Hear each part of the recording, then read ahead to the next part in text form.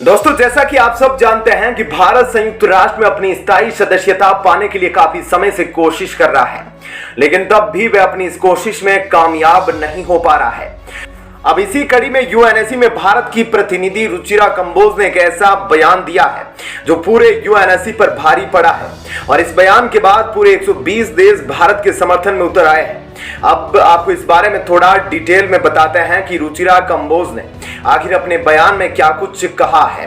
दरअसल दोस्तों, संयुक्त राष्ट्र सुरक्षा परिषद में नए बदलाव को लेकर चीजें तेजी से आगे बढ़ना शुरू हो चुकी थी, लेकिन इसी बीच जब बात नॉन परमानेंट मेंबर से हटकर यूएनएससी में परमानेंट मेंबर की सीट और वीटो पावर की आई तो सब चीजें एकदम से पलट गई, क्योंकि जहां एक तरफ दुनिया भर के 120 से भी ज्यादा देश भारत के समर्थन में उतर चुके हैं, तो वहीं दूसरी तरफ चीन भारत के खिलाफ खड़ा हो चुका है। और बताया जा रहा है कि चीन नहीं चाहता कि भारत को किसी भी कीमत पर वीटो पावर दी जाए, क्योंकि अगर भारत के हाथों में वीटो पावर आ गई तो चीन अपना वह स्टेटस हमेशा के लिए खो देगा, जिसका इस्तेमाल करते हुए चीन खुद को अमेरिका का एक अल्टरनेटिव बताता है और विकासशील देशों को लोन देकर अपने कर्ज के जाल में फंसा रहा है। क्योंकि अगर चीन की पॉलिसी को समझने की कोशिश की जाए तो गरीब देशों को अपने कर्ज के जाल में फंसाने के लिए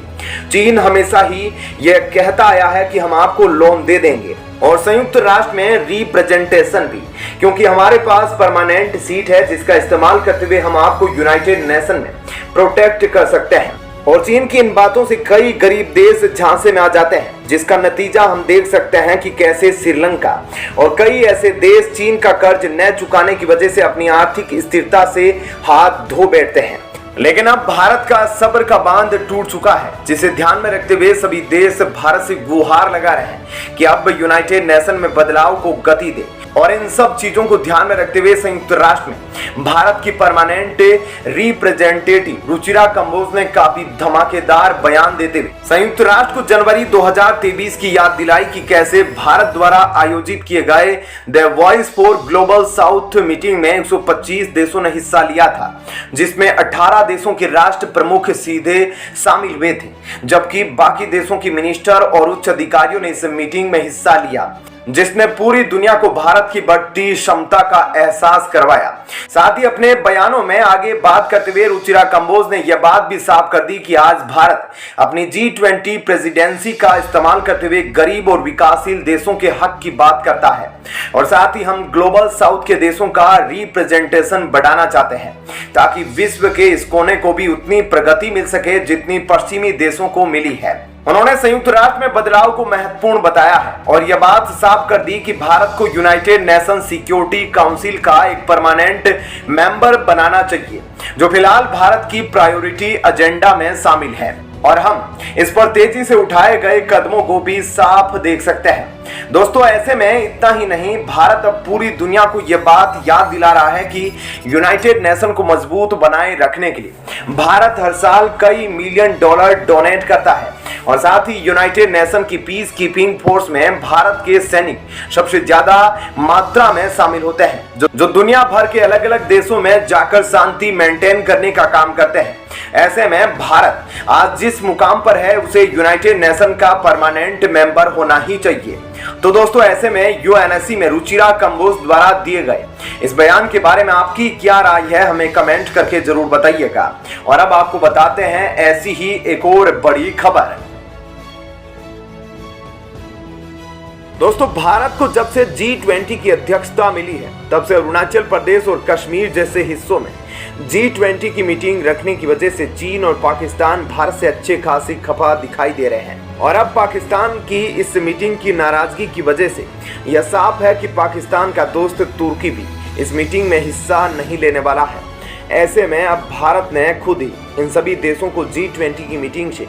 बाहर करने का फैसला कर लिया है। अब आपको थोड़ा डिटेल में बताते हैं भारत ने क्या कदम उठाया है और मीटिंग को लेकर यह देश क्या कुछ बोल रहे हैं। दरअसल भारत की अध्यक्षता में चल रही G20 की अगली मीटिंग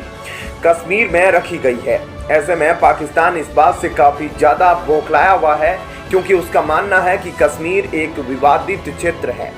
और वहां पर इस तरह की मीटिंग नहीं रखनी चाहिए। हालांकि जम्मू कश्मीर को भारत अपना हिस्सा मानता है, इसलिए पाकिस्तान की हर बात को इग्नोर कर दिया जाता है और भारत में हो रही G20 की अगली मीटिंग में दुनिया के कई बड़े बड़े देश शामिल होने वाले हैं, सिवाय पाकिस्तान और तुर्की के। दोस्तों, ये बात तो जग जाहिर है कि तुर्की और पाकिस्तान काफी अच्छे मित्र हैं। तो ऐसे में एक देश का ना आना या एक देश का इस मीटिंग को विरोध करने का मतलब है कि दोनों ही देश मीटिंग में शामिल नहीं होंगे। वहीं पाकिस्तानी मीडिया इस तरह का बयान दे रही है कि हमें तो G20 समिट में जो कश्मीर में हो रही है वहां पर बुलाया भी नहीं गया है। इसके जवाब में हम आपको बता दें कि भारत द्वारा हर देश को न्योता भेजा गया है। इससे पहले जब अरुणाचल प्रदेश में G20 की मीटिंग थी, उस दौरान चीन को भी न्योता भेजा गया था, लेकिन चीन फिर भी इस मीटिंग में नहीं पहुंचा था। तो वहीं दूसरी तरफ पाकिस्तान G20 देशों में शामिल नहीं होता,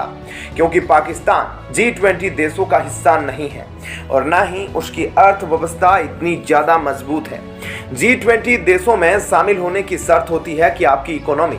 दुनिया के 20 सबसे बड़े देशों की इकोनॉमी में शामिल होनी चाहिए। जम्मू कश्मीर में G20 समिट को कराने की वजह है कि वहां के टूरिज्म और टेररिज्म के ऊपर महत्वपूर्ण फैसले लिए जा सके। ऐसे में अगर वे देश वहां पर आएंगे तो सारा का सारा ध्यान मेन मुद्दों से हटकर भारत पाकिस्तान की पीओके की लड़ाई पर चला जाएगा। वहीं दूसरी तरफ तुर्की को यह खबर पहले ही पहुंचा दी गई थी कि अगली मीटिंग जम्मू कश्मीर में रखी जाएगी, लेकिन इसके बावजूद इन दोनों ही देशों से भारत के इनविटेशन को अट्रैक्ट करने का कोई भी लेटर अभी तक रिसीव नहीं हुआ है, जिससे यह साफ होता है कि यह देश G20 समिट में इंटरेस्टेड नहीं है। लेकिन बावजूद उनके झूठे बयानों से भारत की तस्वीर को यह खराब करने की कोशिश कर रहे हैं। यही वजह है कि कश्मीर में होने वाली इस मीटिंग से दोनों ही देश बेदखल हो चुके हैं। तो वहीं लंबे अरसे से देखा जा रहा है कि भारत और पाकिस्तान एक दूसरे से जितनी हो सके दूरियां मेंटेन रखते हैं, लेकिन बड़े ही लंबे अरसे बाद पाकिस्तान के फॉरेन मिनिस्टर भारत की जमीन पर अपने कदम रखने वाले हैं, क्योंकि पाकिस्तान के विदेश मंत्री बिलावल भुट्टो SCO बैठक में हिस्सा लेने के लिए गोवा आ रहे हैं। और आपको बता दें कि SCO के विदेश मंत्रियों की बैठक 4 से 5 मई को होगी और इस बात की जानकारी खुद पाकिस्तान के विदेश मंत्री ने दी है कि भारतीय विदेश मंत्री S जयशंकर के न्योते पर पाकिस्तान के विदेश मंत्री भारत आएंगे। भारत के विदेश मंत्रालय के प्रवक्ता का कहना है कि यह दौरा भारत की SCO चार्टर के प्रति कमिटमेंट और क्षेत्र में हमारी इंपोर्टेंस को दिखाता है। हालांकि यह देखना दिलचस्प इंटरेस्टिंग होगा कि पाकिस्तान के विदेश मंत्री के भारत दौरे के बाद क्या भारत और पाकिस्तान के बीच रिश्ते सामान्य हो पाएंगे या नहीं। वैसे दोस्तों, आपके हिसाब से क्या भारत को पाकिस्तान से अपने रिश्ते अच्छे करने चाहिए या नहीं, इस बारे में हमें अपनी राय कमेंट करके जरूर बताएं।